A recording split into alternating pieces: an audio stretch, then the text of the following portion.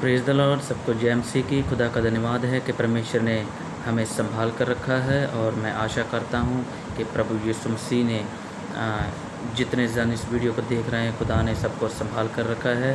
और आज बहुत अच्छा दिन है, जो 15 अगस्त 1947 में हमारा जो देश है उस दिन आज़ाद हुआ। और आज हम लोग 74 ईयर हम लोग 74वां साल जो आज़ादी का मना रहे हैं।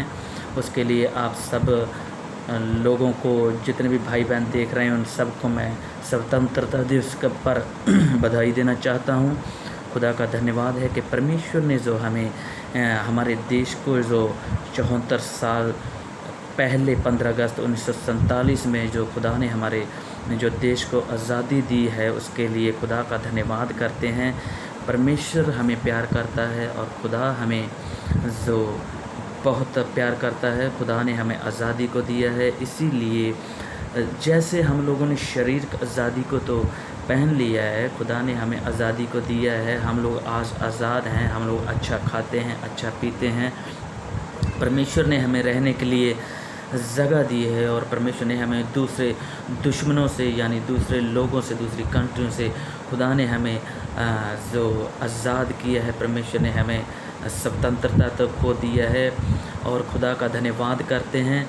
और क्या हम लोग आज अपने आप को आज़ाद महसूस कर रहे हैं? अगर हम लोग आत्मिक रीति में देखें, अगर मैं और आप, हम लोग एक दूसरे के प्रति हम लोग अपने बारे में सोचें, क्या मैं आज़ाद हूँ? आज मुझे और आप लोगों को जांचने की ज़रूरत है, अपने आप को जांचने की ज़रूरत है। अगर हम लोग आज़ादी की बात करें तो आज भी जो हमारा देश है करप्शन में डूबा हुआ है। आज भी हमारा देश है जो करप्शन में डूबा हुआ है। रिश्वतें ली जाती हैं, गरीब को मारा पीटा जा रहा है, और धर्म के नाम के ऊपर राजनीति की जा रही है, और बहुत सी बातें हैं ऐसी, चोरी हो रही है, ठगियाँ हो रही हैं, ऐसी बहुत बहुत बड़ी बड़ी बातें हैं जो आप सब लोग जानते हैं। आज भी आज़ादी के बाद भी हम लोग उनका सामना कर रहे हैं। सो क्या हम लोग अपने आप को आज़ाद महसूस कर रहे हैं? अगर हम लोग आत्मिक रीति में सोचें तो मैं आज बात करना चाहता हूँ आत्मिक आज़ादी के बारे में। हमें परमेश्वर ने शारीरिक रीति पर हमारे देश को आज़ाद तो किया है। हम लोग सोचते हैं शारीरिक रीति के ऊपर तो हम लोग आज़ाद हैं, पर कहीं ना कहीं हम लोग जो हैं आत्मिक रीति में, हम लोग आत्मिकता में आज भी हम लोग जो आज़ाद नहीं है। हालेलुया। आज भी हम लोग जो आज़ाद नहीं है, उसके विषय में हम लोग आज बात करेंगे। मैं आपके लिए पढ़ना चाहता हूँ जो बाइबल मुक़द्दस में लिखा है, खुदा का जो पवित्र कलाम है, जो बाइबल जो क्या बयान करती है आज़ादी के बारे में। आज मैं आपके साथ में पढ़ना चाहता हूँ। मेरे साथ आप लोग पढ़ सकते हैं गलातियों उसका 5 अध्याय उसकी 1 आयत में खुदा का कलाम क्या कहता है कि मसीह ने स्वतंत्रता के लिए हमें स्वतंत्र किया है, अतः इसी में स्थिर रहो और दास्तव के जुए में फिर से ना जूतो। हालेलुया। खुदा का कलाम हमें क्या कह रहा है?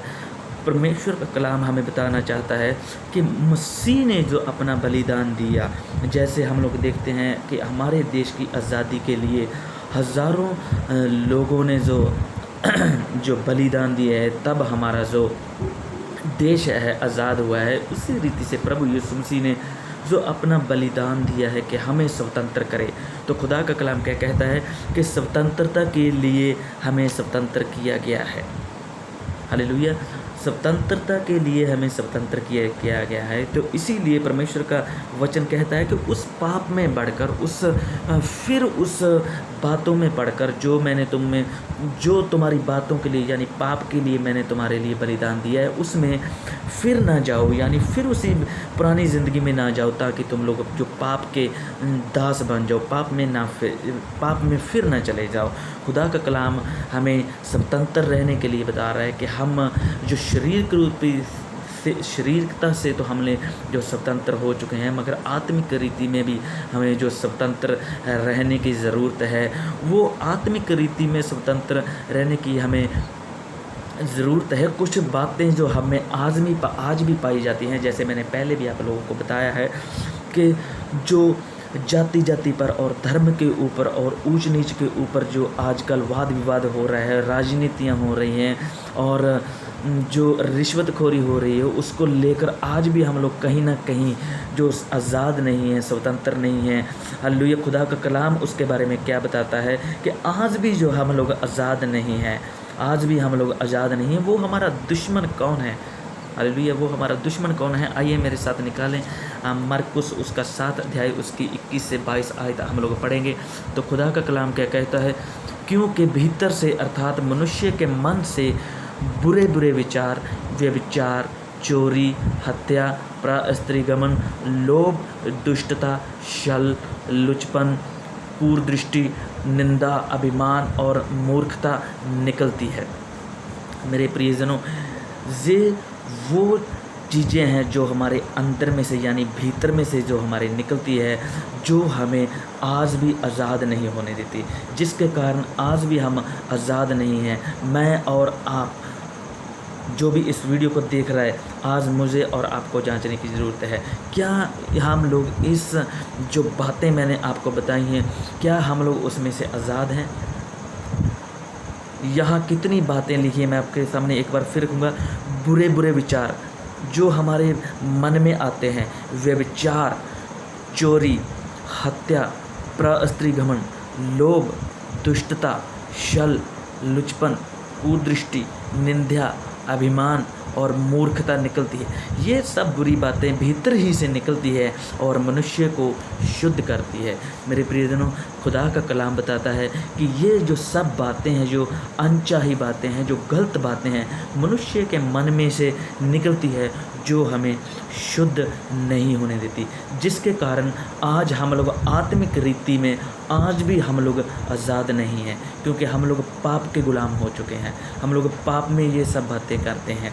जो भी कोई गलत काम करता है वो पाप का दास है, शैतान का दास है।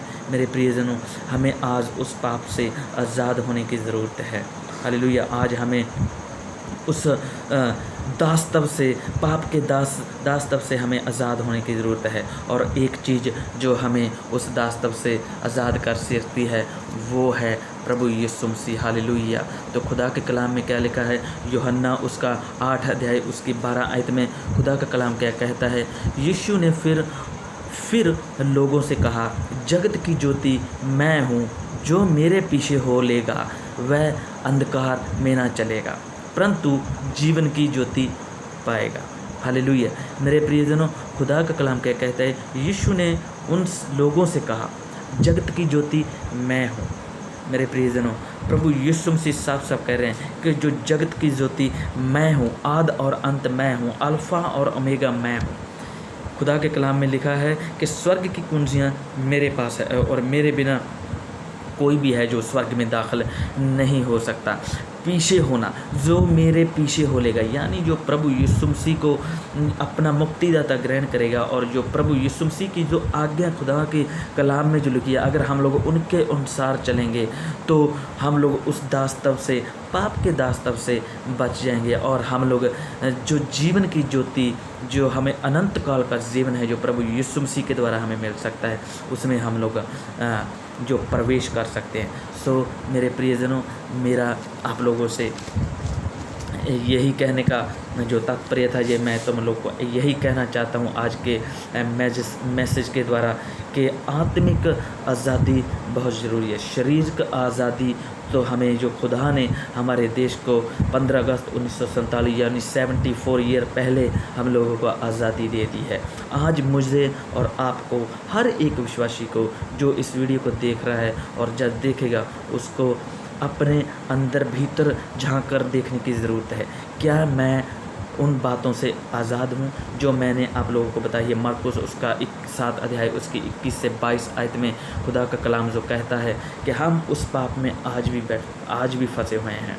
जात पात में, चोरी में, ठगी में, व्यभिचार में, लुचपन में, बहुत सी ऐसी बातें हैं जिसमें जो पाप है, खुदा का कलाम जिसको पाप बताता है, और उस पाप के दास्ताव आज भी हम लोग बने बैठे हैं। तो हमें उस चीज़ से एक ही चीज़ स्वतंत्र कर सकती है, वो है प्रभु यीशु मसीह। अगर हम लोग प्रभु यीशु मसीह को ग्रहण करते हैं और प्रभु यीशु मसीह की दी हुई आज्ञा के ऊपर चलते हैं, अगर हम लोग प्रभु यीशु मसीह को फॉलो करते हैं, उसके पीछे चलते हैं, तो खुदा हमें उसे आत्मिक दास्तव से आज़ाद करेगा और हमें आत्मिक आज़ादी में लेकर जाएगा। हम आज़ाद हो जाएंगे। हालेलुया। तो मेरे प्रियजनों, आज हम लोग प्रण लें, आज हम लोग वो शब्द खाएं, आज हम लोग अपने हृदय में सोचें कि मैं वो काम नहीं करूँगा जो प्रभु यीशु मसीह को जो पसंद नहीं है, मैं हमेशा प्रभु यीशु मसीह की आज्ञाओं के ऊपर चलूँगा।